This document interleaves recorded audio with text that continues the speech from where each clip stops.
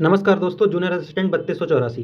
देखिए आंसर की आ चुकी है और सबसे पहले आपको ये अपने आप में डिसाइड करना है कि आपने जो अपनी आंसर की है क्वेश्चन पेपर से मिलाई है या फिर आपकी जो ओएमआर है उससे मिलाई है। अगर आपने अपनी आंसर की ओएमआर से मिलाई है तो आपने बहुत ही अच्छा काम किया और आपके जितने मार्क्स बनने हैं वही बनेंगे। अगर आपने अपनी आंसर की क्वेश्चन पेपर से मिलाई है तो यहाँ पर आपको 1 से 2 नंबर का डिफरेंस देखने को मिलेगा जब आप अपनी आंसर की ओएमआर से मिलाएंगे। देखिए ऑफलाइन पेपर में सबसे बड़ी बात होती है गोले को काले करना, और हम गोले को काला करते समय ओएमआर सीट में 1 से 2 मार्क्स जो हैं, 1 से 2 गोले ऐसे हैं जो हम गलत फिल कर देते हैं। इसीलिए मैं आपसे बोल रहा हूँ कि अपनी जो मार्क्स हैं वो ओएमआर से ही मिलाइएगा, ठीक है। अब बहुत से लोग होंगे जिन्होंने सही किया होगा और बहुत से लोग होंगे जिन्हें एरर की होगी। जो ह्यूमन एरर है वो होती ही है, आपसे ही नहीं सभी से होती है। अब हम बात करते हैं कि जो लोग आंसर की आने से पहले जिन्होंने यूट्यूब से मिलाया था या फिर गूगल से मिलाया, कुछ लोग एआई से भी मिलाते हैं, तो जो 90+ थे तो मुझे लग रहा है वो 85 या 86 पे आ गए हैं। मेरे ही सर्कल में बहुत सारे लोग हैं जो 90+ बता रहे थे, 85-86 पे आ गए हैं। और जो लोग 85 वाले थे, ये 85 वाले थे, ये 82-83, कुछ लोग तो 80 पे भी आ गए हैं जो जिन्होंने ठीक से नहीं मिलाया था। और जब आंसर की आई है तो ये लोग 3 से 4 मार्क्स नीचे आए हैं। 80 वाले जो हैं वो लगभग 78 या फिर 75 तक आ गए हैं। ये रियलिटी है बिल्कुल।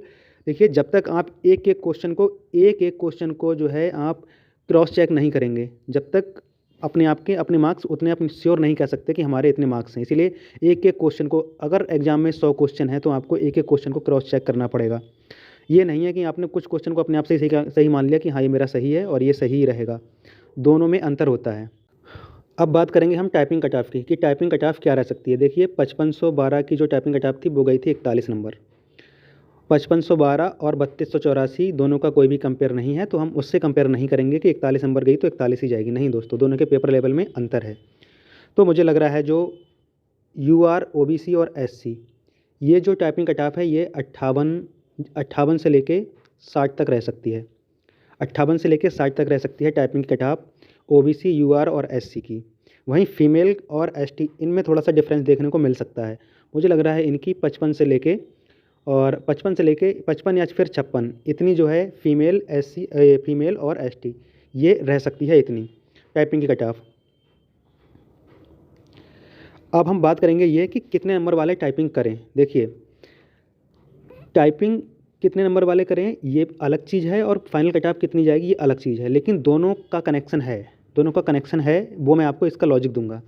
सबसे पहले मैं आपको ये बता दूं, अगर आपके यूआर में 70+ बन रहे हैं तो आप टाइपिंग कीजिएगा और अच्छे से कीजिएगा। ओबीसी में आपके 70+ बनने हैं, आप टाइपिंग कीजिएगा। एससी में 60+ बनने हैं, आप टाइपिंग कीजिएगा। फीमेल के आपके 60+ बनने हैं और एसटी के आपके 55+ बनने हैं, आप टाइपिंग कीजिएगा। देखिए ऐसा मैं क्यों कह रहा हूँ। देखिए पेपर इजी आ गया है, इसका मतलब ये नहीं है कि टाइपिंग भी बहुत ज़्यादा आसान आएगी। आयोग को पिछले कुछ समय से कोई भी नहीं समझ पाया है। आयोग अगर छटनी करेगा तो टाइपिंग से ही कर सकता है।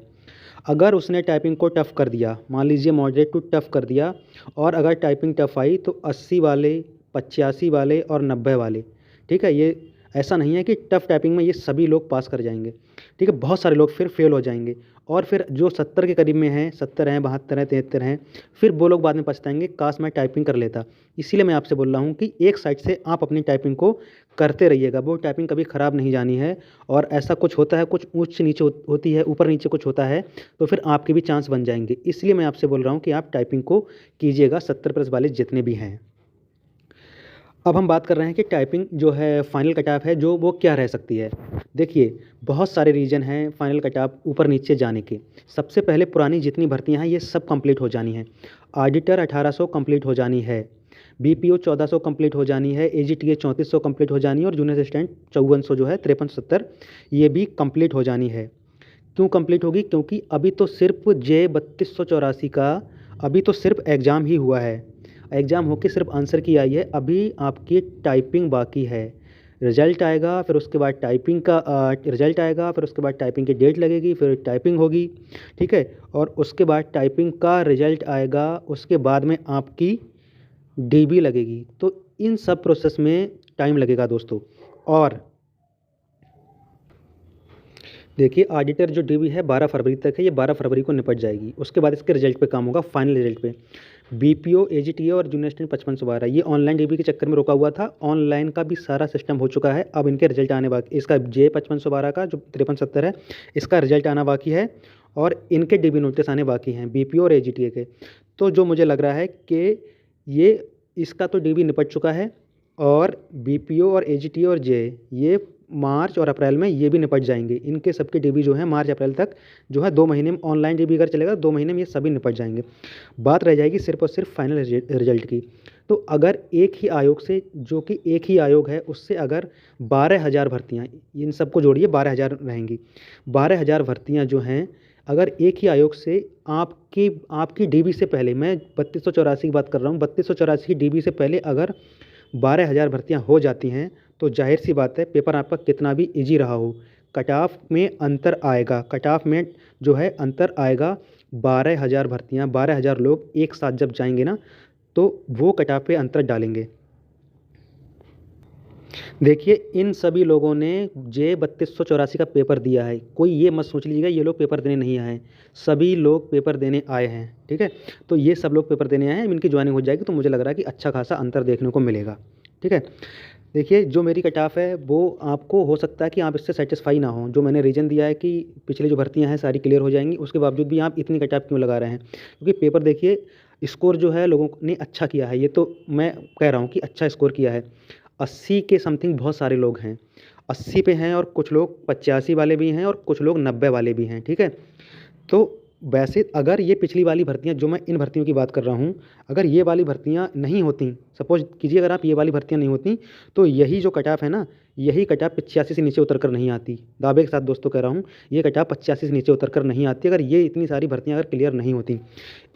देखिए इस एग्ज़ाम में कुछ लोग ऐसे थे जो जिनने कम पढ़ाई की थी, वो लोग भी अच्छा स्कोर कर गए। कुछ लोग 85 तो कुछ लोग 90। ऐसे वो लोग हैं जो इस एग्ज़ाम को लेकर बिल्कुल भी सीरियस नहीं थे। और कुछ लोग जो बहुत ही ज़्यादा सीरियस थे, जिनका 5512 में स्कोर अच्छा नहीं हो पाया, या फिर और पहले की जो भर्तियाँ हैं एजीटी होगी, बीपी हो गई, उनमें अच्छा स्कोर नहीं हो पाया, बहुत ज़्यादा सीरियस थे, पूरे पूरे दिन पढ़ाई की, डीप पढ़ाई की, उनका यहाँ पर नुकसान हो गया। तो ये नहीं होना चाहिए था, आयोग को ऐसा नहीं करना चाहिए था। बार बार मैं यही कहूँगा। जैसे अब आने वाला एग्ज़ाम है लेखपाल, तो हम आयोग से यही उम्मीद करेंगे कि आप लेखपाल में ऐसा कुछ मत कीजिएगा ताकि जो कट ऑफ है बहुत ज़्यादा पहुंच जाए, 90 पहुंच जाए। आप ऐसा कुछ मत करें। पढ़ने वाले का हमेशा फ़ायदा होना चाहिए। जो लोग अच्छे से पढ़ रहे हैं उनका कभी नुकसान नहीं होना चाहिए। इंसान बाहर रहता है, पढ़ाई करता है, पैसे लगाता है, तो उनका नुकसान नहीं होना चाहिए जो सीरियस हैं बाकी में। चलिए जान लेते हैं इसकी क्या कट ऑफ रह सकती है। मुझे लग रहा है कि ये कट ऑफ है, यूआर जो है 78 से 80 रह सकती है, ओबीसी 75 से 70 रह सकती है, ईडब्ल्यूएस 74 से 76 रह सकती है, एससी 68 से 70, फीमेल 70 से 72 और एसटी 60 से 62। अब मैं ये नहीं कह रहा हूँ कि जिसके यूआर, ओबीसी या फिर ईडब्ल्यूएस जिसके 74 या 75 से कम है वो टाइपिंग ना करें, मैं ये नहीं कह रहा हूँ।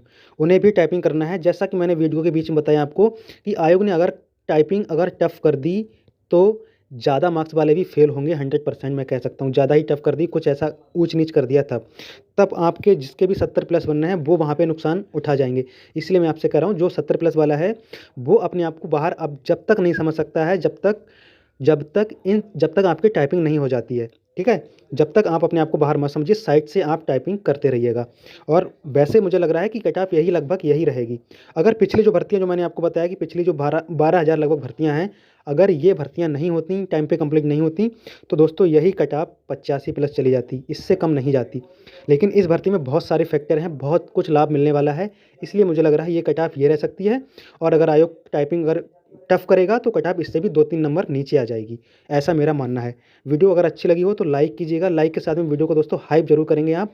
वीडियो को शेयर कीजिएगा। Thanks for watching. जय हिंद दोस्तों। अपने मार्क्स जो हैं कमेंट्स बॉक्स में ज़रूर लिखिएगा, आप किस कैटेगरी से हैं और कितने आपके मार्क्स बनने हैं ज़रूर लिखिएगा। Thanks for watching. जय हिंद दोस्तों।